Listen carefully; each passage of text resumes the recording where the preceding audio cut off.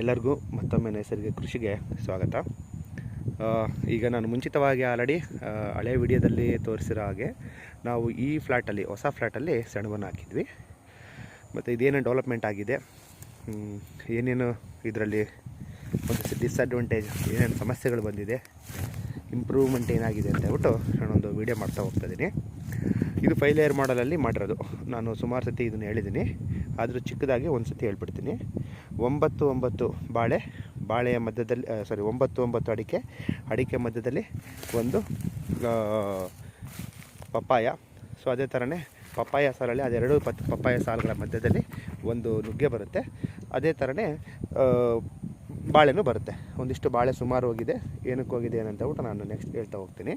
ಈ ರೀತಿ ಒಂದೇ ಜಾಗದಲ್ಲಿ ಸುಮಾರು 4 ಬಗೆಯ ಸಸ್ಯ ಜಾತಿಗಳನ್ನು ನಾವು ಹಾಕಿದ್ದೀವಿ.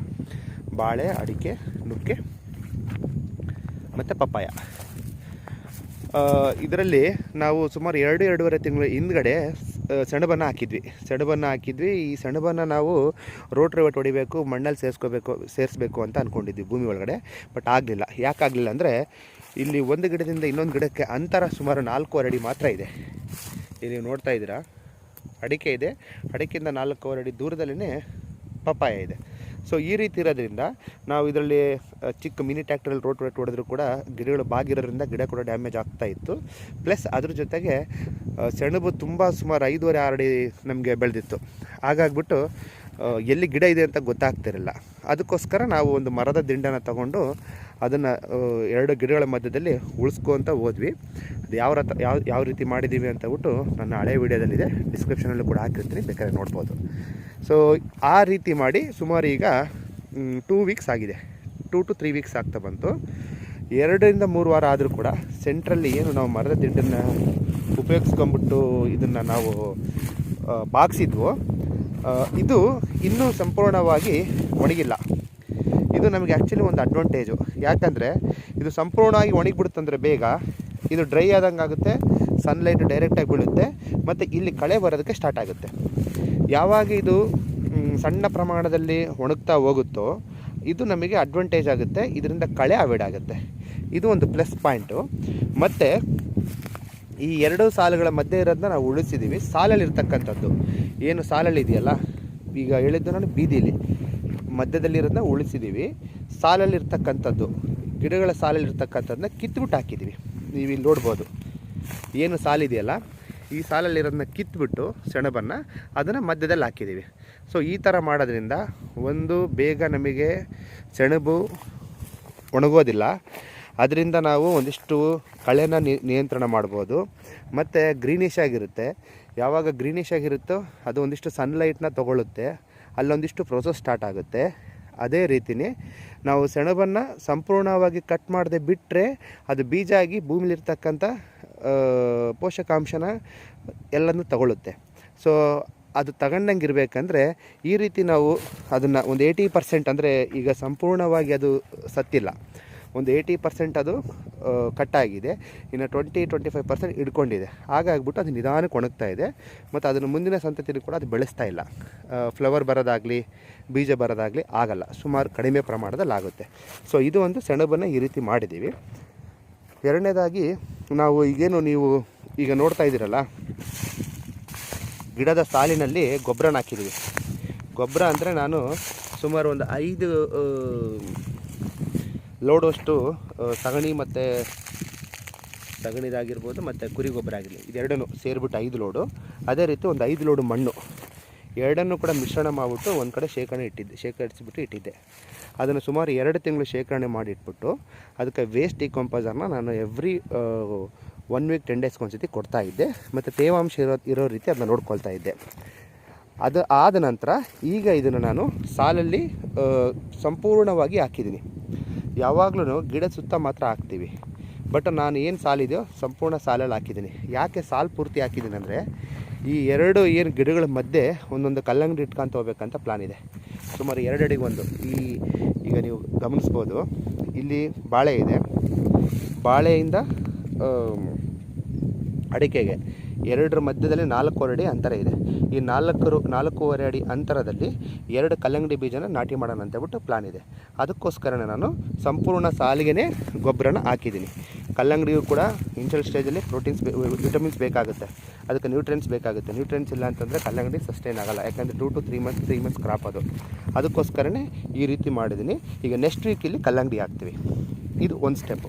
ಮತ್ತು ಎರಡನೇದು, ನಾವು ಬಾಳೆ ನಮಗೆ ದೊಡ್ಡ ಸಮಸ್ಯೆ ಆಗಿಬಿಟ್ಟಿದೆ. ಏನಾಗಿದೆ ಅಂದರೆ, ಈ ಬಾಳೆ ನಾವು ತಂದಿದ್ವಿ, ಒಂದು 20% ನಾಟಿ ಮಾಡಿರೋದ್ರಲ್ಲಿ ಡ್ಯಾಮೇಜ್ ಆಗಿತ್ತು.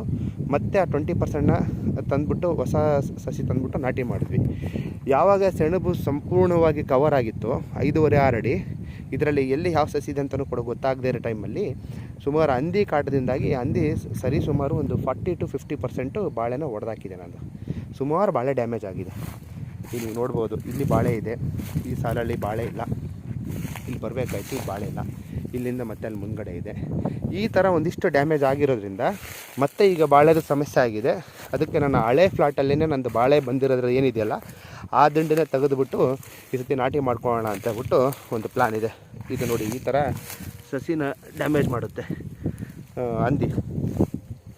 ಸೊ ಹಂದಿಯಿಂದಾಗಿ ಒಂದಿಷ್ಟು ಬಾಳೆ ಡ್ಯಾಮೇಜ್ ಆಗಿದೆ. ಯಾಕಂದರೆ ಅದು ಸಂಪೂರ್ಣ ಸೆಣಬು ಇದ್ದಿದ್ದರಿಂದ, ಸೆಣಬು ಫುಲ್ ಕವರ್ ಆಗಿತ್ತು, ಒಳಗಡೆ ಏನು ಕಾಣ್ತಾ ಇರಲ್ಲ ನಮಗೆ. ಹಾಗಾಗಿಬಿಟ್ಟು ಭಾಳ ಬಾಳೆನ ಡ್ಯಾಮೇಜ್ ಮಾಡಿದೆ. ಅದಾದಮೇಲೆ ಈಗ ಪಪ್ಪಾಯಿ ನಮಗೆ ಓಪನ್ ಅಪ್ ಆಗಿದೆ. ಪಪ್ಪಾಯಿಗೆ ಒಂದಿಷ್ಟು ಸನ್ಲೈಟ್ ರಿಕ್ವೈರ್ಮೆಂಟ್ ಕಡಿಮೆ ಆಗಿತ್ತು, ಯಾವಾಗ ಸೆಣಬು ಫುಲ್ಲು 5.5-6 ಅಡಿ ಆಗಿತ್ತು. ಹಾಗಾಗಿಬಿಟ್ಟು ಪಪ್ಪಾಯಿ ಅಷ್ಟೊಂದು ಅಂದರೆ ಬಂದಿದೆ. ಈಗ ಫ್ಲವರ್ ಸೆಟ್ಟಿಂಗ್ ಸ್ಟಾರ್ಟ್ ಆಗ್ತಿದೆ. ಅಲ್ಲೆಲ್ಲೆಲ್ಲ ಗಿಡಗಳಲ್ಲಿ ಫ್ಲವರ್ ಇದೆ, ಒಂದೊಂದರಲ್ಲಿ ಹೂವು ಸ್ಟಾರ್ಟ್ ಆಗಿದೆ ಆಲ್ರೆಡಿ. ಸೊ ಪಪ್ಪಾಯಿ ಚೆನ್ನಾಗಿದೆ, ಪಪ್ಪಾಯಿ 90% ಚೆನ್ನಾಗಿದೆ, ಯಾವುದೇ ತೊಂದರೆ ಇಲ್ಲ. ಯಾವ ಗಿಡನೂ ಕೂಡ ಅಷ್ಟೊಂದು ಡ್ಯಾಮೇಜ್ ಆಗಿಲ್ಲ ಪಪ್ಪಾಯಿ ನನಗೆ. ಸೊ ಈ ರೀತಿ ಫ್ಲಾಟ್ನ ನಾವು ರೆಡಿ ಮಾಡ್ಕೊಂಡಿದ್ದೀವಿ. ಈಗ ನಾನು ಇನ್ನೊಂದು ಫ್ಲಾಟ್ನ ತೋರಿಸ್ತೀನಿ ನಿಮಗೆ. ಅದಕ್ಕೂ ಏನು ವ್ಯತ್ಯಾಸ ಅಂತ ಹೇಳ್ಬಿಟ್ಟು ಹೇಳ್ತೀನಿ. ಸುಮಾರು ಇನ್ನೂ ಇಲ್ಲೊಂದಿಷ್ಟು ನಾವು ದಿಂಡಲ್ಲಿ ಹಾಕಿ ಉಳಿಸಿದ್ರು ಕೂಡ ಒಂದಿಷ್ಟು ಹಾಗೇ ಸೆಣಬಿದೆ. ಇದನ್ನೆಲ್ಲ ನೀನು ಕಟ್ ಮಾಡ್ಕೋಬೇಕು. ಕಟ್ ಮಾಡಿಬಿಟ್ಟು ನಾವು ನೆಕ್ಸ್ಟು ಇದರಲ್ಲಿ ಸ್ವಲ್ಪ ಹುಲ್ಲಿರೋದನ್ನು ಅದನ್ನೆಲ್ಲ ಹಾಗೇ ದೊಡ್ಡದನ್ನೆಲ್ಲ ಕಿತ್ತಾಕ್ಬಿಟ್ಟು ವಾಟರ್ ಮಿಲನ್ ಹಾಕ್ತೀವಿ. ಸೊ ವಾಟರ್ ಮಿಲನ್ ಹಾಕಿದಾಗ ಯಾವ ಥರ ಇರುತ್ತೆ ಅಂತ ಹೇಳ್ಬಿಟ್ಟು ನಾನು ನೆಕ್ಸ್ಟ್ ವೀಡಿಯೋದಲ್ಲಿ ಹೇಳ್ತೀನಿ ಅಂತೆ. ಈಗ ಈ ಫ್ಲಾಟಲ್ಲಿ ಏನು ಮಾಡಿದ್ವಿ ನಾವು,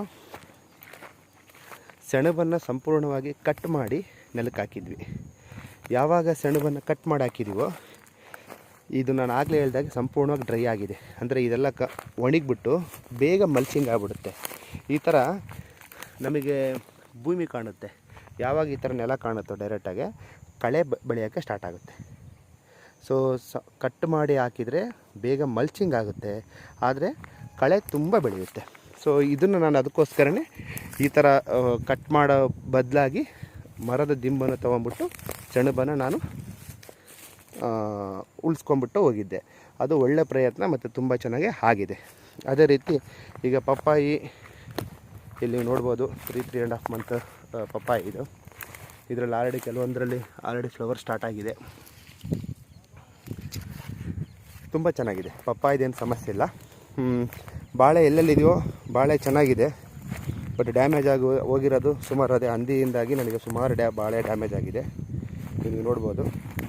ಮೋಸ್ಟ್ಲಿ ಗ್ರೋತಲ್ಲಿ 3.5 ಅಂತಂದರೆ ಇನ್ನೂ 1-1.5 ಫೀಟು ಜಾಸ್ತಿ ಬರಬೇಕಾಯಿತು. ಬಟ್ ನಾವು ಯಾವುದೇ ಥರದ್ದು ಗೊಬ್ಬರ ಆಗಲಿ ಏನು ಕೊಡದೇ ಇರೋದ್ರಿಂದ ಒಂದಿಷ್ಟು ಗ್ರೋತು ಲೇಟಾಗಿದೆ ಪ್ರೊಸೆಸ್ಸು. ಬಟ್ ಇನ್ನು ಮುಂದೆ ಇದಕ್ಕೆ ರೆಗ್ಯುಲರಾಗಿ ಜೀವಾಮೃತ, ಗೋಕೃಪಾಮೃತ ಮತ್ತು ಒಂದಿಷ್ಟು ನಾವೇ ಗ್ರೋತ್ ಪ್ರೊಮೋಟರ್ಸು, ನ್ಯೂಟ್ರಿಯೆಂಟ್ಸ್ನೆಲ್ಲ ನಾವು ರೆಡಿ ಮಾಡ್ಕೊಂಬಿಟ್ಟು ಕೊಡ್ತಾ ಹೋಗ್ತೀವಿ. ಸೊ ಅದಾದ ನಂತರ ಇದು ರಿಕವರಿ ಆಗುತ್ತೆ ಅಂತ ಅಂದ್ಕೊತೀನಿ. ಬಟ್ ಯಾವುದೇ ರೀತಿಯ ಡಿಸೀಸ್ ಆಗಲಿ, ಬಾಳೆಯಲ್ಲಿ ಯಾವುದೇ ಥರದ ರೋಗ ಆಗಲಿ ಕಾಣ್ತಾ ಇಲ್ಲ. ಇವನು ಗ್ರೀನಿಶ್ ಆಗೂ ಇದೆ, ತುಂಬ ಚೆನ್ನಾಗಿದೆ. ಇದು ಮುಂದೆ ಯಾವ ರೀತಿ ಬರುತ್ತೆ ನೋಡಬೇಕು. ಅದೇ ನಾವು ಯಾವಾಗ ನ್ಯೂಟ್ರಿಯೆಂಟ್ಸ್ನೆಲ್ಲ ಕೊಡ್ತಾ ಹೋಗ್ತೀವೋ ಯಥೇಚ್ಛಾಗಿ ಆಗ ತುಂಬ ಚೆನ್ನಾಗಿ ಬರುತ್ತೆ. ನಾವು ಜೀವಾಮೃತ ಒಂದೇ ಹಾಕ್ತಾ ಇದ್ದರೆ ಬರಲ್ಲ. ಈಗ ಅದಕ್ಕೋಸ್ಕರ ನಾವು ಗೊಬ್ಬರನೂ ಕೂಡ ಹಾಕಿದ್ದೀವಿ. ನಾನು ಆಗಲೇ ಹೇಳ್ದಾಗೆ ಈ ಗೊಬ್ಬರನೂ ಕೂಡ ರೆಡಿ ಮಾಡ್ಕೊಂಬಿಟ್ಟು ನಾವು ರೆಡಿ ಮಾಡ್ಕೊಂಡು ಹಾಕಿರೋದು. ಇದು ಪ್ರೊಸೆಸ್ ಆಗಿಬಿಟ್ಟು ಇನ್ನೂ ಇದು ಅಷ್ಟು ಸಂಪೂರ್ಣವಾಗಿ ಕಳ್ತಿಲ್ಲ. ಆ್ಯಕ್ಚುಲಿ ಇನ್ನೂ 1 ಮಂತ್ ಬಿಡಬೇಕಾಗಿತ್ತು.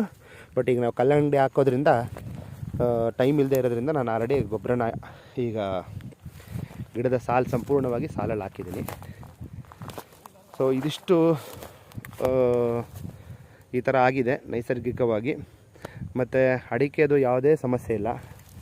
ಅಡಿಕೆ ತುಂಬ ಚೆನ್ನಾಗಿ ಬರ್ತಾಯಿದೆ. ಅಡಿಕೆಗೆ ಅಂತ ಹೇಳ್ಬಿಟ್ಟು ನಾವು ಎಕ್ಸ್ಟ್ರಾ ಏನೂ ಕೊಡ್ತಾಯಿಲ್ಲ ಸದ್ಯ. ಅದಕ್ಕೆ ಬೇಕಾಗಿರತಕ್ಕಂಥ ನ್ಯೂಟ್ರಿಯೆಂಟ್ಸ್ನ ತೊಗೊಳ್ತಾ ಇದೆ. ಈಗ ಅದಕ್ಕೆ ಎಕ್ಸ್ಟ್ರಾ ಏನೂ ಬೇಕಾಗಿಲ್ಲ ಅಂತಲೂ ಅನ್ನಿಸ್ತಾ ಇದೆ.